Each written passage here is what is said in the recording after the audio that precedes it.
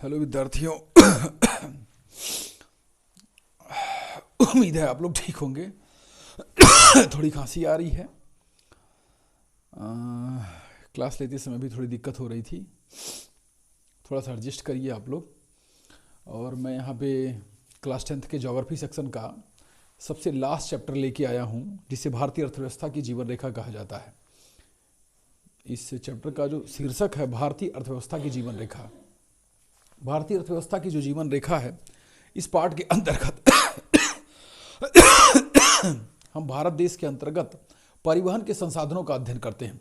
परिवहन के संसाधनों का अध्ययन करते हैं। अब इन परिवहन के संसाधनों को हम जो है मुख्यतः 3 कैटेगरी में बांटते हैं।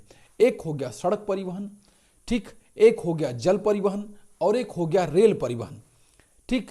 इन्हीं 3 प्रमुख परिवहनों के बारे में यही 3 प्रमुख आधारभूत परिवहन के संसाधन है जो हमारे देश की अर्थव्यवस्था को गति प्रदान करने में सर्वाधिक योगदान प्रदान करते हैं।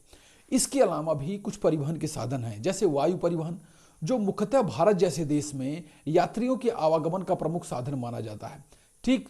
उसके बाद ऊर्जा संसाधनों के परिवहन के लिए एक पाइप परिवहन नाम का जो परिवहन का संसाधन है उसका प्रयोग किया जाता है, जिसके माध्यम से खनिज तेलों और गैसों का एक स्थान से दूसरे स्थान तक परिवहन किया जाता है, ठीक। इसी परिवहन के संसाधनों या भारतीय अर्थव्यवस्था की इस जीवन रेखा के विभिन्न प्रकार के संसाधनों या परिवहन के संसाधनों के अध्ययन के क्रम में हम सबसे पहले सड़क परिवहन की चर्चा करते हैं। जब हम सड़क परिवहन की बात करते हैं तो सड़क परिवहन को मुख्यतः 3 भागों में बांटा गया है। सड़क परिवहन को मुख्यतः 3 भागों में बांटा गया है। एक राष्ट्रीय राजमार्ग, एक प्रांतीय राजमार्ग, प्रांतीय बोले तो राज्य स्तरीय राजमार्ग, और उसके बाद हो क्या जिला स्तरीय सड़कें, जिला स्तरीय सड़कें। अच्छा, अब ये 3 तरीके के राजमार्ग हैं। रोड तो रोड है, कैसे जानेंगे कि कौन सा राष्ट्रीय राजमार्ग है, कौन सा प्रांतीय है और कौन सा जिला का सड़क है? इसको समझने के लिए जो रोड के किनारे लगे हुए मील के पत्थर हैं, हम उसके माध्यम से उस रोड की, उस सड़क की स्थिति को जान पाते हैं। अब यहां समझने वाली बात है, सड़क के किनारे जो लगा हुआ मील का पत्थर है, अगर जो वो पीले और सफेद रंग का है तो वो सड़क राष्ट्रीय राजमार्ग को बताती है। अगर सड़क के किनारे लगा हुआ मील का पत्थर हरे और सफेद रंग का है तो वो प्रांतीय यानी राज्य स्तरीय राजमार्ग है। और अगर जो कोई मील का पत्थर काला और सफेद रंग का है तो वो जिला स्तरीय प्रमुख सड़क है, जो इंगित करती है कि अब कोई जिला आ चुका है। यानी जो सड़क है अब वो किसी जिले में प्रवेश कर चुकी है, और वो जिले का जो मील का पत्थर है वो काले और सफेद रंग का होता है, जो ये बताता है ये जिला स्तरीय मार्ग है। अच्छा, कभी कभी क्या होता है, एक लाल और सफेद रंग का मील का पत्थर हम देखते हैं। ये लाल और सफेद रंग का जो मील का पत्थर होता है ये ग्रामीण सड़कों को इंगित करता है, ग्रामीण सड़कों को इंगित करता है। ये मुख्यतः प्रधानमंत्री ग्राम सड़क योजना के अंतर्गत बनाई गई जो सड़कें हैं, उन सड़कों के किनारे लगे हुए मील के पत्थर होते हैं, जो मुख्यतः ग्रामीण सड़कों को इंगित करते हैं, ठीक। इस प्रकार से हमने ये जो सड़क परिवहन के संसाधन हैं इनको मुख्यतः 3 कैटेगरी में बांटा। एक कैटेगरी जो हमने बताया ये आपके अध्ययन के दृष्टिकोण से उतनी महत्वपूर्ण नहीं है, लेकिन बाकी 3 कैटेगरी राष्ट्रीय राजमार्ग, राज्य स्तरीय राजमार्ग और जिला सड़कें आपके अध्ययन के दृष्टिकोण से महत्वपूर्ण है। यहां सबसे पहले हम शुरू करते हैं राष्ट्रीय राजमार्ग से। जो राष्ट्रीय राजमार्ग है वो 1,51,000 किलोमीटर का है। जो नेशनल हाईवे है भारत में, जो राष्ट्रीय राजमार्ग हैं इनकी लंबाई 1,51,000 किलोमीटर है। ये 2020 और 2021 के सड़क परिवहन और राजमार्ग मंत्रालय के डाटा के द्वारा दिया गया ये आंकड़ा है, जो यहाँ पे बताया गया है। 1,51,000 किलोमीटर लंबा है कौन? राष्ट्रीय राजमार्ग। जब राष्ट्रीय राजमार्ग की हम बात करते हैं तो हमारे दिमाग में आता है कि कौन सा राजमार्ग सबसे बड़ा है। तो इसको बताने के लिए देखिए, जो राष्ट्रीय राजमार्ग है इसमें एक सबसे बड़ा राष्ट्रीय राजमार्ग है और एक सबसे छोटा राष्ट्रीय राजमार्ग है। तो जो सबसे बड़ा राष्ट्रीय राजमार्ग है वो राष्ट्रीय राजमार्ग संख्या 44 है। क्या है वो? राष्ट्रीय राजमार्ग संख्या 44 है, जो सबसे बड़ा राष्ट्रीय राजमार्ग है। ये राष्ट्रीय राजमार्ग श्रीनगर, जम्मू कश्मीर की राजधानी श्रीनगर से कन्याकुमारी तक जाता है। कन्याकुमारी जो तमिलनाडु राज्य का दक्षिणी छोर है। आप सोच लीजिए, जो भारत का सबसे लंबा राष्ट्रीय राजमार्ग है वो श्रीनगर यानी जम्मू कश्मीर से लेकर भारत के एकदम दक्षिणी छोर पे स्थित राज्य तमिलनाडु के कन्याकुमारी तक जाता है, जिस राष्ट्रीय राजमार्ग की लंबाई है 3,745 किलोमीटर। भारत का सबसे लंबा राष्ट्रीय राजमार्ग संख्या 44 है, जो श्रीनगर से लेके कन्याकुमारी तक जाता है। इस राष्ट्रीय राजमार्ग की जो दूरी है 3,745 किलोमीटर है।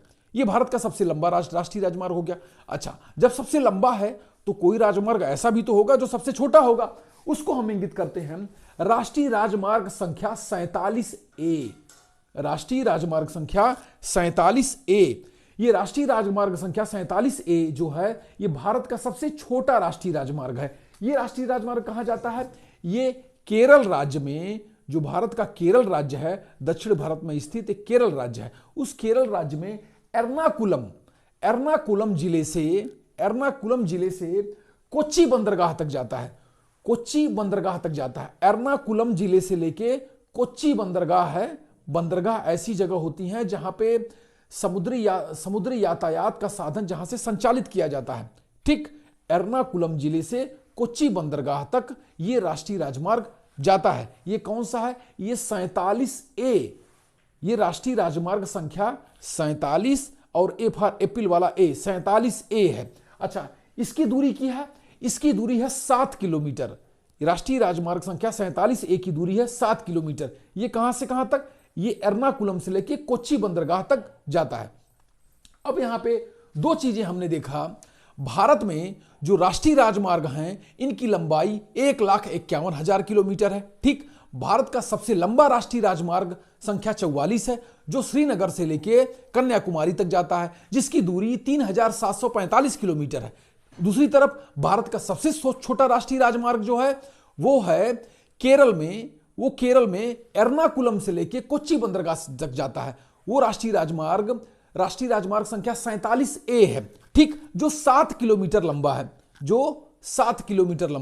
अच्छा, इन राष्ट्रीय राजमार्ग और इन सड़क परिवहन के क्रम में भारत के प्रमुख विकसित किए जा रहे राजमार्ग में स्वर्णिम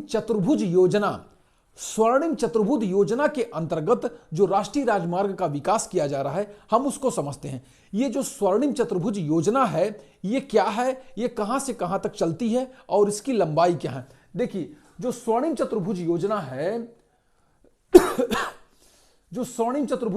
है, ये कलकत्ता से लेके मुंबई तक जाती है और दिल्ली से लेके कन्याकुमारी तक जाती है। कन्याकुमारी या दिल्ली से चेन्नई तक जाती है। जो पूरब और पश्चिम, भारत के पूर्वी क्षेत्र कलकत्ता से और भारत के पश्चिमी क्षेत्र मुंबई को जोड़ती है। ठीक, और भारत की राजधानी दिल्ली को दक्षिण भारत के राज्य तमिलनाडु की राजधानी चेन्नई से जोड़ती है। ठीक, ये पूरा का पूरा भारत को जोड़ने वाली ये स्वर्णिम चतुर्भुज नाम की योजना है, जो अटल बिहारी वाजपेयी के प्रधानमंत्री काल में बनाई गई थी।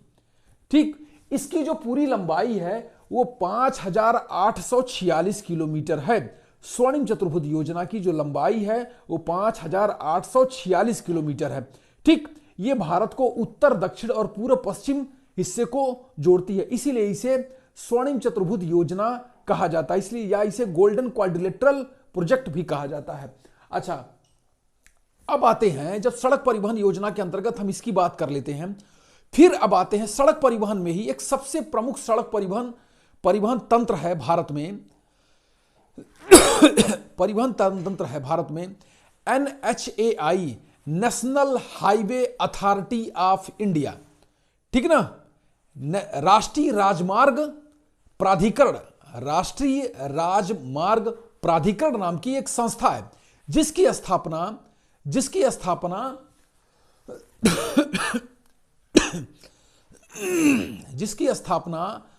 आजाद भारत के बाद भारत में राजमार्गों के विकास के लिए किया गया था। और यह संस्था भारत में राष्ट्रीय राजमार्ग के विकास के लिए कार्य करती है। इस संस्था का नाम है NHAI, national highway authority of India. ठीक ठीक ना, नेशनल हाईवे अथॉरिटी, राष्ट्रीय राजमार्ग प्राधिकरण। ठीक, ये भारत में राष्ट्रीय राजमार्गों के विकास और रखरखाव का काम करती है। अब ये तो हो गया राष्ट्रीय राजमार्ग की बात। अब हम आ जाते हैं भारत के जो सीमावर्ती क्षेत्र है, भारत का भारत का जो सीमावर्ती क्षेत्र है वो 5200 किलोमीटर का है। भारत का जो सीमावर्ती क्षेत्र है, वो 15200 किलोमीटर का है। तो स्वाभाविक है भारत की जो सीमा है वो विभिन्न प्रकार के पड़ोसी देशों से लगती है।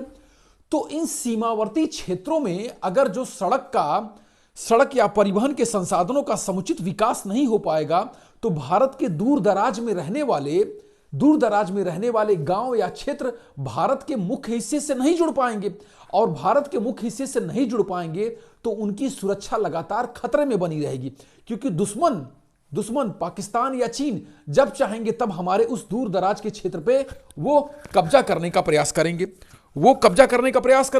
और जब वो कब्जा करने का प्रयास करेंगे तो इस क्रम में हमारे संसाधन और हमारे भूभाग का अतिक्रमण होगा।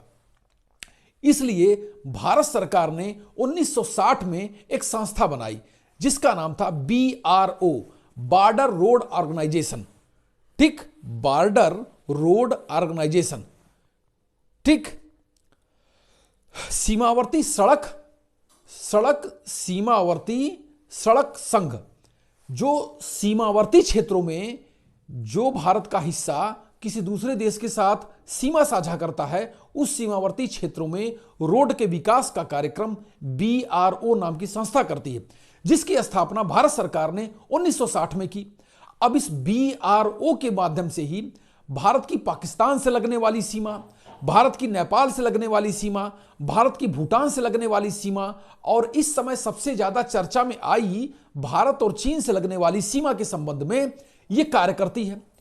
आज इसी BRO नाम की संस्था की ही देन है कि भारत और चीन के सीमा से लगे हुए जो क्षेत्र भारत के हैं वो बहुत ही दुर्गम, पिछड़े और बहुत ही पर्वतीय हिस्से पे स्थित है, जहां पे सड़क का मार्ग आजाद भारत के बाद से अब तक के पिछले कुछ वर्षों तक नहीं हुआ।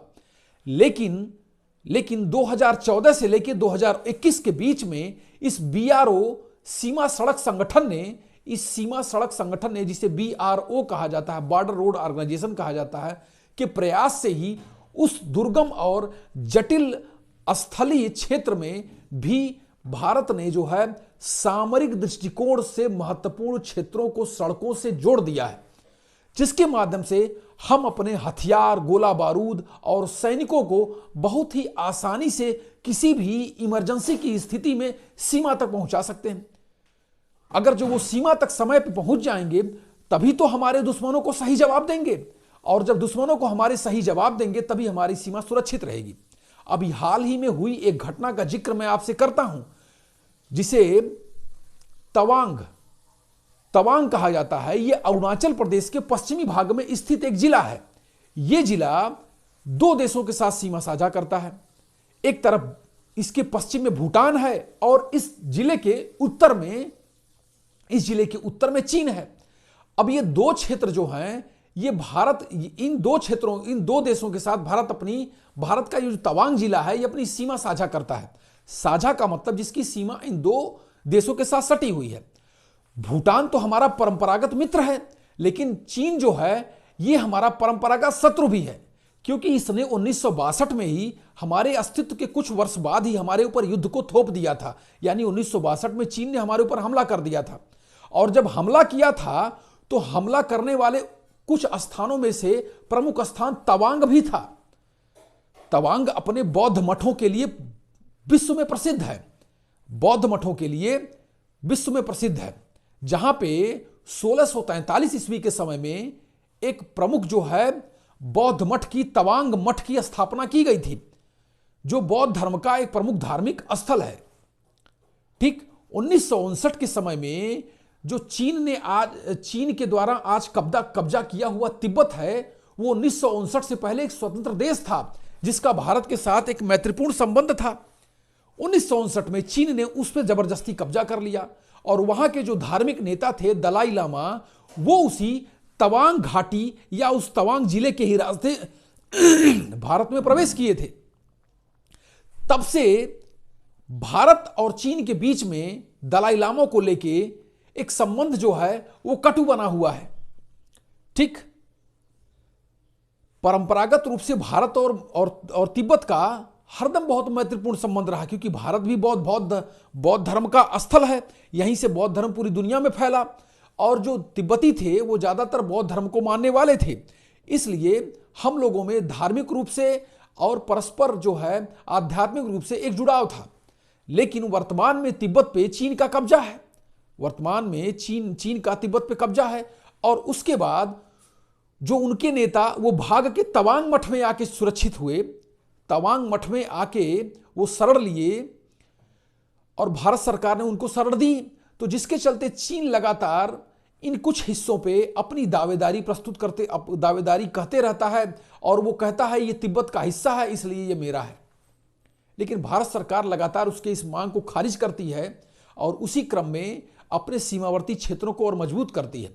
भारतीय सैनिकों द्वारा अभी हाल ही में तवांग घाटी में ही चिउसुक नाम की जगह है, चिउसुक घाटी, उसी चिउसुक घाटी में जो भारतीय सेना की एक चौकी है, उस चौकी को चीनी सैनिकों द्वारा तोड़ने का प्रयास किया गया। और इस प्रयास को रोकने के क्रम में भारतीय सैनिकों के जाट रेजिमेंट और सिख रेजिमेंट के सैनिकों द्वारा लठ से बल भर पिटाई की गई किनकी, चीनी सैनिकों की। और इसका परिणाम यह हुआ कि उनको अपने पांव सिर पे रख के भागना पड़ा। इसका वीडियो मैंने अपने इस चैनल के माध्यम से आपको दिखाने और बताने का प्रयास किया है।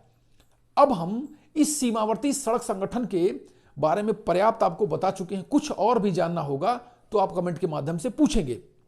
इसने भारत और चीन से लगी हुई जो सीमा है 3000 जो लगभग 4000 किलोमीटर तक है, इस पूरे सीमावर्ती क्षेत्र में सड़कों के विकास में युद्ध स्तर पे अपना योगदान दिया है।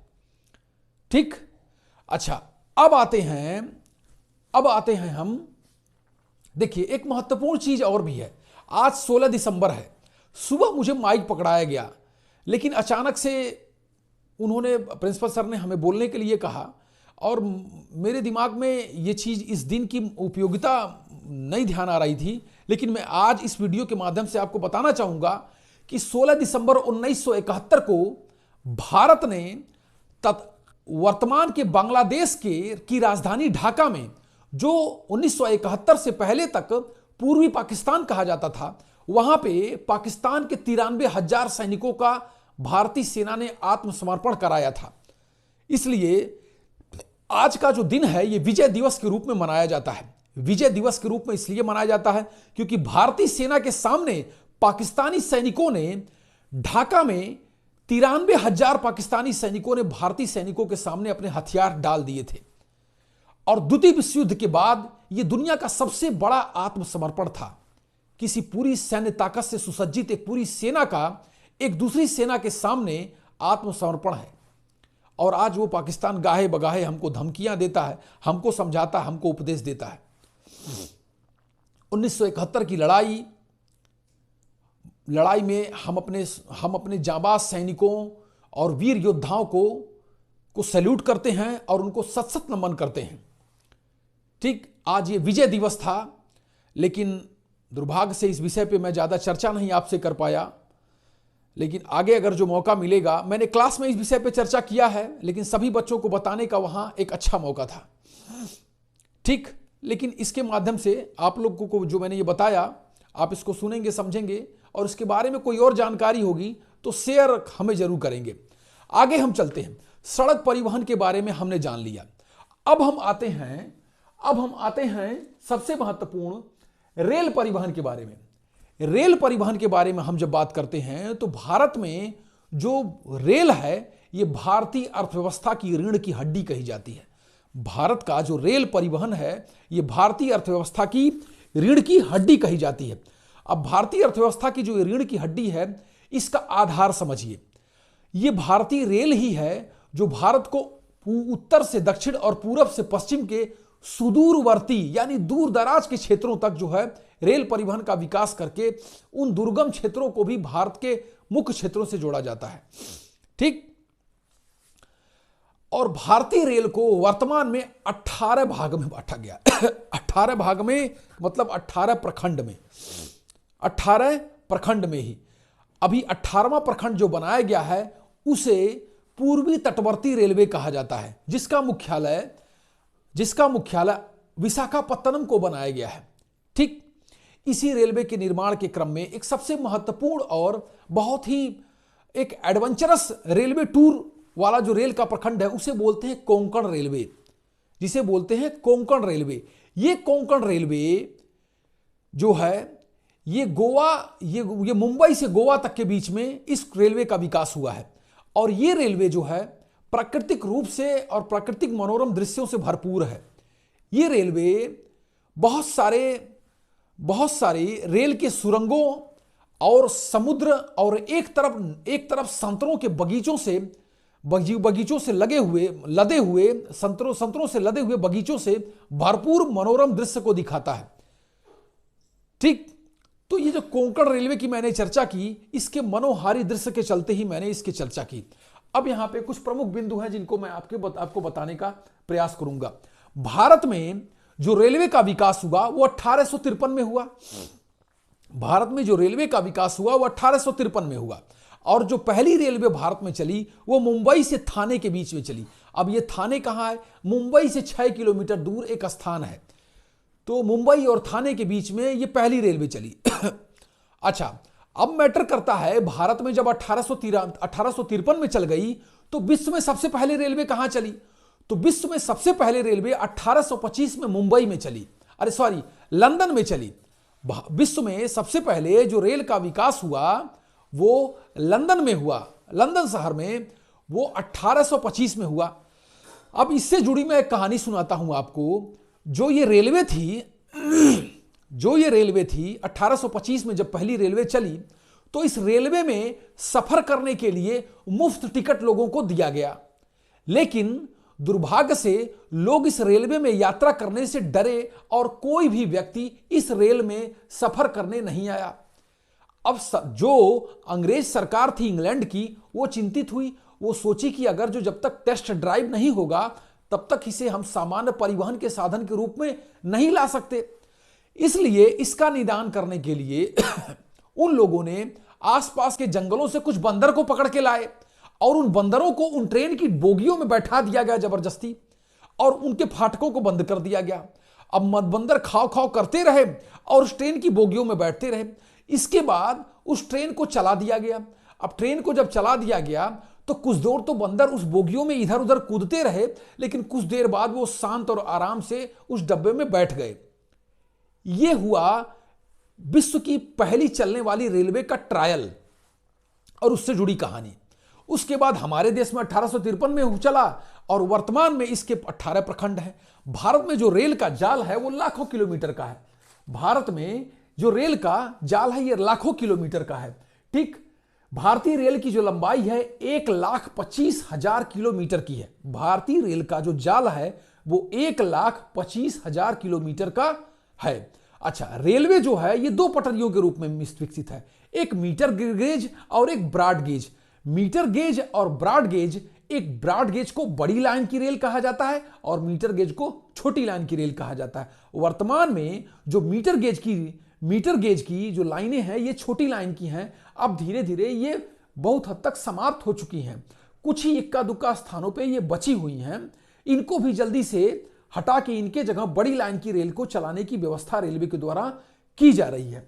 अच्छा, अब हम आपको बताएंगे वर्तमान में जो भारतीय रेलवे है ये विश्व की 4थी नंबर की रेलवे है और एशिया की सबसे बड़ी रेल जाल वाली रेलवे है। रेल जाल का मतलब यहां पे रेलवे का जो विकास है वो एशिया में सबसे ज्यादा है। ठीक, एशिया में सबसे ज्यादा है। जो 1,25,000 किलोमीटर तक विकसित है। अच्छा, ये चीजें हो गई। अब मैं आपको एक सबसे प्रमुख चीज भारतीय रेलवे के बारे में बताऊंगा। अभी हाल ही में 2015 में जापान के प्रधानमंत्री भारत आए थे और उनके सहयोग से, जापान के सहयोग से भारत में बुलेट ट्रेन की परियोजना के विकास पे काम करने का प्रस्ताव उन्होंने भारत सरकार के सामने रखा। फिर 1,00,000 करोड़ रुपए का वो 1% के इंटरेस्ट पे भारत सरकार को लोन देने के लिए भी तैयार हो गए। भारत सरकार ने कहा अच्छा है, परियोजना तो आ ही रही है, साथ में पैसा भी आ रहा है। और फिर भारत सरकार ने जापान सरकार को भारत में बुलेट ट्रेन के विकास का कॉन्ट्रैक्ट दे दिया। और भारत में जो पहली बुलेट ट्रेन चलेगी वो मुंबई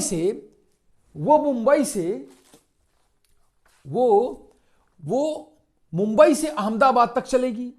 अब जो जगह का नाम है वो जान लीजिए, अहमदाबाद में साबरमती नाम का स्थान और जो मुंबई में बांद्रा नाम का स्थान।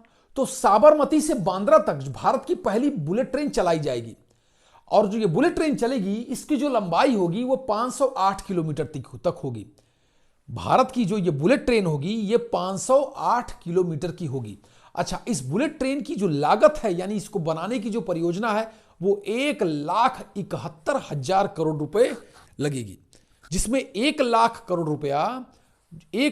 करोड़ रुपया वो जापान सरकार से हमें मदद के रूप में मिला है। मदद का मतलब फ्री फंड का नहीं, 1% इंटरेस्ट बोलेगा, ठीक, लेकिन काफी रियायती दरों पे उसने हमें लोन दे दिया। अब और हमने उनको ये काम दे दिया और इस तरीके से ये बुलेट परियोजना भारत में विकसित होगी। इसके साथ साथ भारत में और सारी रेलवे भी चलती हैं। जैसे भारत में विभिन्न शहरों में चलने वाली मेट्रो रेल परियोजनाएं हैं, जो महानगरीय शहर के प्रमुख स्थानों, भीड़ भाड़ वाले स्थानों को जोड़ने का काम कर रही हैं। ये मेट्रो रेल परियोजना भारत में सबसे पहले 1985 में कलकत्ता में चलाई गई थी। भारत की जो पहली मेट्रो रेल परियोजना है वो 1985 में कलकत्ता में चलाई गई थी। और उसके बाद वर्तमान में तो भारत के विभिन्न महानगरीय क्षेत्रों में या राज्यों की राजधानियों में मेट्रो रेल परियोजना पूरी तरीके से विकसित और गतिशील है। अब हम आगे आते हैं। अब ये भारतीय रेल को हमने समझ लिया। अब हम आते हैं जल परिवहन के बारे में। रेल परिवहन को हमने समझा, अब हम जल परिवहन के बारे में आते हैं। जब हम जल परिवहन की चर्चा करते हैं तो जल परिवहन को समझने के लिए हम दो भाग में इसे बांटते हैं। एक होता है समुद्रिक मार्ग, यानी समुद्र के माध्यम से परिवहन करना, यानी जो बड़ी बड़ी पानी की जहाज हैं, चाहे वो टैंकर हैं, चाहे वो मालवाहक जहाज हैं, चाहे वो यात्री को ले जाने के जहाज हैं, चाहे वो बड़े बड़े क्रूज, ठीक ना, जिसमें बहुत सारे आधुनिक सुख संसाधन की व्यवस्था होती है और लोग उसके माध्यम से यात्रा करते हैं। ये बड़े बड़े क्रूज हुए, ठीक। तो ये क्या होते हैं, ये खुले समुद्र में इनका परिवहन होता है, चाहे यात्री ले जाने के रूप में हो, चाहे मालवाहक के रूप में हो, यानी वस्तुओं को ले जाने के रूप में हो। अच्छा, दूसरी चीज क्या है, एक हो गया आंतरिक परिवहन। अब आंतरिक परिवहन का संबंध यहां ऐसे है कि किसी देश के अंदर जो नदियों के माध्यम से विकसित की जा रही जो जल परिवहन की व्यवस्था है, उसे ही आंतरिक परिवहन कहते हैं। अब हमें भारत के बारे में पढ़ना है, तो भारत में जो आंतरिक परिवहन है वो उतना विकसित नहीं हो पाया है जितना सामुद्रिक परिवहन विकसित हो पाया है। अब जो सामुद्रिक परिवहन है उसके माध्यम से भारत के विभिन्न बंदरगाह जो हैं उनके माध्यम से वस्तुओं का आयात और निर्यात दुनिया भर के विभिन्न देशों से किया जाता है, ठीक। लेकिन जो हमारा आंतरिक परिवहन है, इसको भी विकसित करने का सरकार प्रयास कर रही है। राजमार्ग, जैसे राष्ट्रीय राजमार्ग हैं, उसी तरीके से राष्ट्रीय जलमार्गों का भी विकास किया गया है। भारत में प्रमुख रूप से 5 प्रकार के राष्ट्रीय जलमार्ग हैं, जिसमें पहला राष्ट्रीय राजमार्ग है भारत का, वो भारत के उत्तर प्रदेश के इलाहाबाद जिले से पश्चिम बंगाल के हल्दिया बंदरगाह तक जाता है, जो गंगा नदी पर विकसित किया गया ये राष्ट्रीय जलमार्ग है, जिसे राष्ट्रीय जलमार्ग प्रथम कहते हैं।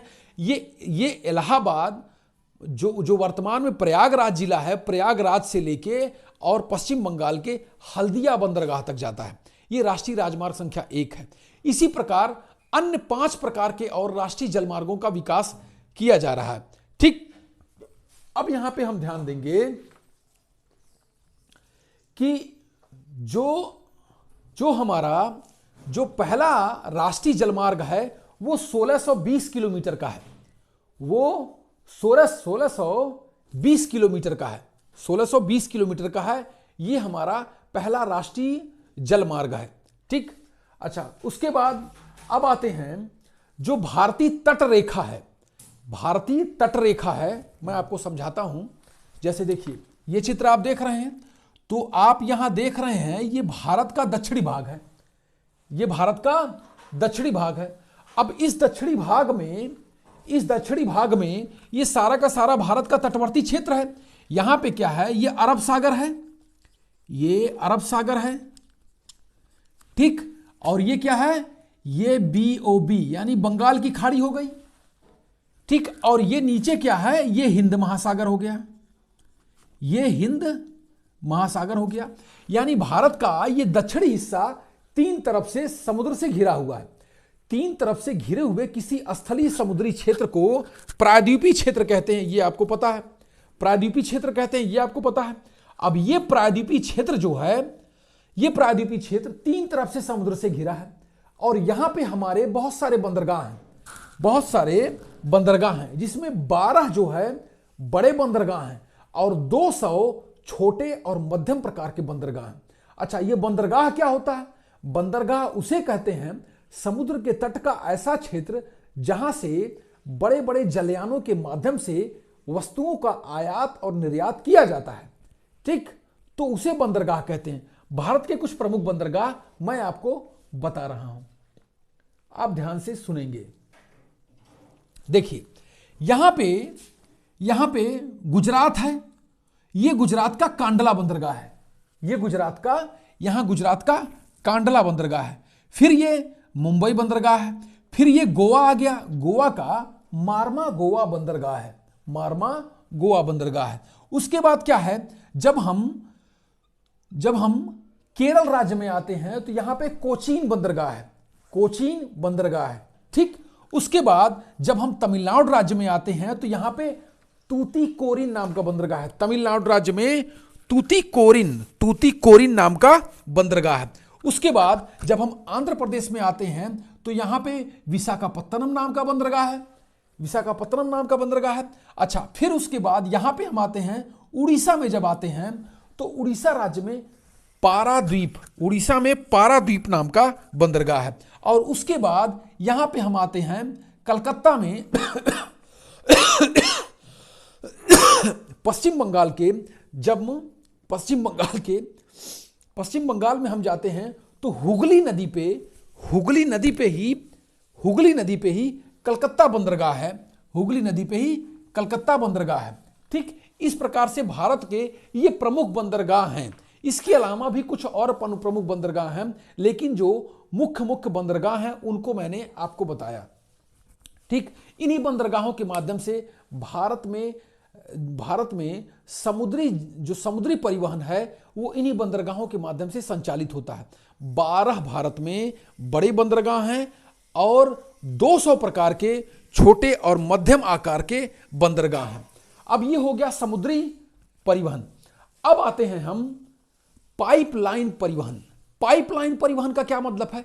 पाइपलाइन परिवहन का मतलब यहां पे ये है कि देखिए, मैंने शुरुआत में ही बताया, पाइपलाइन परिवहन मुख्यतः ये जो है ऊर्जा संसाधनों के परिवहन के लिए बना हुआ है, जैसे खनिज तेल हो गया।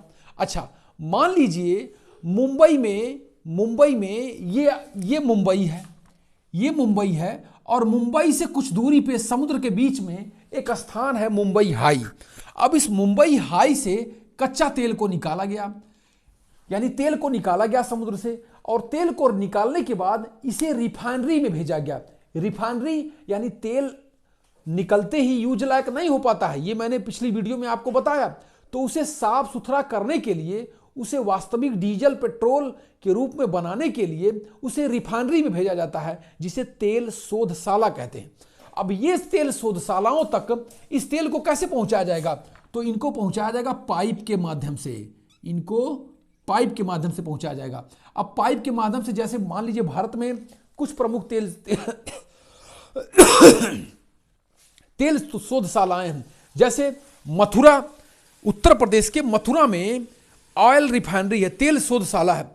और उसी प्रकार करनाल, हरियाणा के करनाल में भी तेल शोधशाला है। ठीक, हरियाणा के करनाल में भी तेल शोधशाला है।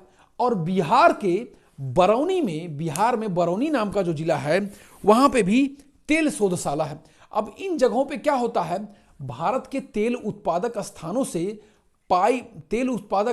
से बड़े बड़े टैंकरों के माध्यम से, रेल के टैंकरों के माध्यम से जो है तेल को लाया जाता है, और उस तेल को वहां से पाइपलाइन के माध्यम से, पाइप बिछा के पाइप के अंदर से उनका परिवहन एक स्थान से दूसरे स्थान तक किया जाता है। इसे पाइपलाइन परिवहन कहा गया, जो भारत में ऊर्जा संसाधन के परिवहन के रूप में सबसे ज्यादा विकसित हुआ। जैसे तेल के परिवहन में, तेल में डीजल के, पेट्रोल के, कैरोसिन के, ठीक, इथे, और उसके बाद कुछ और भी, और प्राकृतिक गैस के, इन सब ऊर्जा संसाधनों के परिवहन में पाइप परिवहन का प्रमुख योगदान है। और ये परिवहन जो है, जो तेल शोधशालाएं हैं भारत में, जैसे उत्तर प्रदेश में हो गया आपका मथुरा, हरियाणा में हो गया करनाल, बिहार में हो गया बरौनी, और आसाम में हो गया डिगबोई, इन जगहों से तेल को साफ करके पाइपलाइन के माध्यम से भारत के विभिन्न स्थानों पे भेजा जाता है। अच्छा, अब देखते हैं, एक अंत में एक विषय आता है भारत में वायु परिवहन। जब हम सारी चीजों की बात कर रहे हैं तो भारत में वायु परिवहन की भी बात कर लेते हैं। भारत में जो वायु परिवहन है वो दो रूपों में है, एक अंतर्राष्ट्रीय वायु परिवहन और एक राष्ट्रीय वायु परिवहन। एक जो है आंतरिक राष्ट्रीय परिवहन और एक हो गया अंतर्राष्ट्रीय वायु परिवहन। जो हवाई अड्डे होते हैं वो दो रूप में होते हैं। एक हवाई अड्डे को बोला जाता है इंटरनेशनल एयरपोर्ट यानी अंतर्राष्ट्रीय हवाई अड्डा, और एक को बोलते हैं वो आंतरिक जो है आंतरिक हवाई अड्डा बोलते हैं। अब जैसे हम गोरखपुर जिले की बात करते हैं तो गोरखपुर जिले से जो वायुयान का जो हवाई परिवहन का संचालन होता है वो हमारे भारत देश के अंदर के ही स्थानों तक वायु परिवहन का होता है। अच्छा, और जैसे लखनऊ उत्तर प्रदेश की राजधानी है, वो अंतर्राष्ट्रीय हवाई अड्डा है। अब उस अंतर्राष्ट्रीय हवाई अड्डे से अंतर्राष्ट्रीय वायु की उड़ानें जाती हैं। जैसे वहां से हवाई जहाज के माध्यम से वहां से बैंकॉक जाया जा सकता है, ठीक, सिंगापुर जाया जा सकता है, दुनिया के और देशों में भी उड़ानें वहां से जाती हैं। तो इस तरीके से जो वायु परिवहन है वो दो रूपों में विकसित होता है, एक अंतर्राष्ट्रीय और एक आंतरिक राष्ट्रीय वायु परिवहन के रूप में, ठीक। अच्छा, भारत में एयर इंडिया है, एयर एशिया है, इंडिगो है, इस प्रकार बहुत सारी वायु परिवहन की प्राइवेट कंपनियां हैं और सरकारी कंपनियां भी हैं। ये वायु परिवहन का ढांचा भारत में हो चुका। वायु परिवहन जो है ये भारत में अभी उस प्रकार से विकसित नहीं हो पाया है जैसे विकसित देशों में है, ठीक, क्योंकि हमारे यहाँ अभी उतना धनाढ्य वर्ग नहीं है जो इतना पैसा खर्च करके हवाई जहाज में यात्रा कर पाए। इसीलिए जो है सरकार वायु परिवहन के विकास के लिए बहुत सारी योजनाएं भी बना रही है, उस पर काम भी कर रही है। अब अंत में हम आ जाते हैं संचार सेवाएं। संचार मतलब क्या होता है? सूचनाओं के एक स्थान से दूसरे स्थान तक प्रचारित या प्रसारित या भेजने के लिए जिन माध्यमों का प्रयोग किया जाता है उसे संचार सेवाएं कहते हैं, कम्युनिकेशन सर्विसेज कहते हैं। जैसे हमारी मोबाइल हो गई, ठीक, जैसे हमारी मोबाइल हो गई, इंटरनेट हो गया, उसके बाद फैक्स मशीन हो गई, ठीक, फैक्स मशीन हो गई, उसके बाद electronic media, print media, TV, ये सारे के सारे क्या हैं? ये संचार के माध्यम से, जिनके माध्यम से हमें सूचनाएं प्राप्त होती हैं और हम अपनी किसी भी सूचना को कहीं और भेज सकते हैं। ये संचार के माध्यम है, ठीक। अब उसके बाद आ जाते हैं अंतर्राष्ट्रीय व्यापार पे। ये आपके चैप्टर का अंतिम टॉपिक है, इंटरनेशनल ट्रेड, अंतर्राष्ट्रीय व्यापार। अंतर्राष्ट्रीय व्यापार मुख्यतः जो है वो दो रूपों में होता है, एक जो है जल परिवहन से और एक सड़क परिवहन से, और इन्हीं दो रूपों में होता है, एक जो जल मार्ग के माध्यम से, समुद्री मार्ग के माध्यम से, और एक सड़क परिवहन के माध्यम से। यदा कदा या किसी विशेष परिस्थिति में वायु परिवहन के माध्यम से भी अंतर्राष्ट्रीय व्यापार होता है।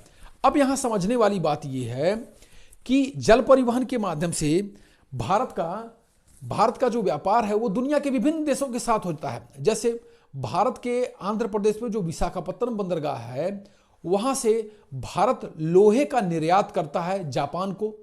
वो बड़े बड़े मालवाहक जहाज़ों के माध्यम से, जो हमारे यहाँ का लौह अयस्क निकलता है, हम इसको भेज देते हैं जापान को, ठीक। और उसके बाद हमारे यहाँ का जो भारत का, जैसे हमारे यहाँ जो कपास है, हमारे यहाँ जो गेहूं है, इन सारी चीज़ों की जो हम सप्लाई है पूरी दुनिया को, इन समुद्री जलमार्गों के माध्यम से ही करते हैं। उसके बाद सड़क मार्ग से भी अंतर्राष्ट्रीय व्यापार किया जाता है। सड़क मार्ग से हम किसके साथ अंतर्राष्ट्रीय व्यापार कर पाएंगे? उसी देश के साथ कर पाएंगे जिस देश की सीमा भारत के साथ लगती होगी, यानी स्थलीय रूप से। अब देखिए, भारत की स्थलीय सीमा तो कई देश से लगती है, लेकिन पाकिस्तान के साथ भारत का संबंध अच्छा नहीं है। इस नाते भारत का जो पाकिस्तान के साथ जो सड़क व्यापार है वो उस तरीके से विकसित नहीं हो पाया है। जैसे भारत का सड़क व्यापार, अंतर्राष्ट्रीय सड़क व्यापार नेपाल के साथ विकसित है, बांग्लादेश के साथ विकसित है, भूटान के साथ विकसित है, ठीक। तो जो हमारे मित्र देश हैं उनके साथ तो हमारा सड़क व्यापार विकसित है, लेकिन पाकिस्तान के साथ हमारा सड़क व्यापार विकसित नहीं हो पाया है, ठीक। तो ये दो ही रूपों में, एक जल मार्ग के माध्यम से और एक सड़क मार्ग के माध्यम से अंतर्राष्ट्रीय व्यापार किया जाता है। इसके अलावा वायु परिवहन के माध्यम से भी अंतर्राष्ट्रीय व्यापार किया जाता है, लेकिन वायु परिवहन के माध्यम से बहुत ही कम अंतर्राष्ट्रीय व्यापार किया जाता है। ज्यादातर अंतर्राष्ट्रीय व्यापार, या ये कहिए 96%, 96% इंटरनेशनल ट्रेड, अंतर्राष्ट्रीय व्यापार, वो समुद्री जलमार्ग के माध्यम से ही किया जाता है। और बाकी 4% में जो 3% जो अंतर्राष्ट्रीय व्यापार है वो सड़क मार्ग से होता है, और 1% का जो वायु परिवहन के माध्यम से अंतर्राष्ट्रीय व्यापार होता है, या वो 1% से भी कम है। इस प्रकार से आज हमने ये भारतीय अर्थव्यवस्था की जीवन रेखा पाठ को आपको बताया। भारतीय अर्थव्यवस्था की ये जीवन रेखा का जो ये पाठ है, आज हमने इसको कंप्लीट कर दिया। इस पाठ के साथ ही आपके जो सिलेबस में भूगोल विषय का जो पूरा का पूरा सिलेबस है वो कवर हो चुका है। किसी को कुछ भी अगर जो प्रश्न समझना है, जानना है या पूछना है, तो हमें कमेंट के माध्यम से अवश्य ही पूछेंगे आप, ठीक। इसी के साथ अब मैं इस वीडियो को समाप्त करता हूं, ठीक। Okay and good night.